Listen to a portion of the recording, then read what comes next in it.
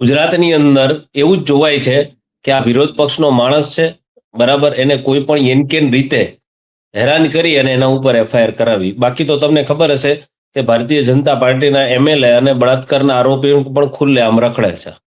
FIR થયેલી છતાં પણ એરેસ્ટ નથી થતા. તો એટલે આમાં કોઈ લોજિક નથી હોતું, કારણ કે જે પ્રમાણે જ્યુડિશરી સિસ્ટમની અંદર જે પ્રમાણે કેસીસ કરવામાં આવી રહ્યા છે, કે જે પોલીસનો સપોર્ટ લઈને કેસીસ કરી રહ્યા છે, એમાં કોઈ લોજિક નથી હોતું. કારણ કે એમને ફક્ત ને ફક્ત જે વિરોધ પક્ષના મજબૂત નેતાઓ હોય, અને ખાસ કરીને આમ આદમી પાર્ટીના, કે જે કોંગ્રેસની જેમ 60-40ની ભાગીદારી ના ચલાવતા હોય અને સાચા ખેડૂતના દીકરા થઈ અને ખેડૂત માટે લડતા હોય, અથવા તો ગુજરાતની જનતા માટે લડતા હોય, તો એવા લોકોને એનકેન કરીને હેરાન કરવા, પરેશાન કરવા, કાયદાકીય ગૂંચવણમાં એમને સામેલ કરવા, અને બને ત્યાં સુધી એમને બેલ ના મળવી અને ખોટા કેસ દાખલ કરવા. આ બીજેપીની ટેન્ડન્સી છે, અને આવું ઘણા ટાઈમથી આવી થઈ રહ્યું છે.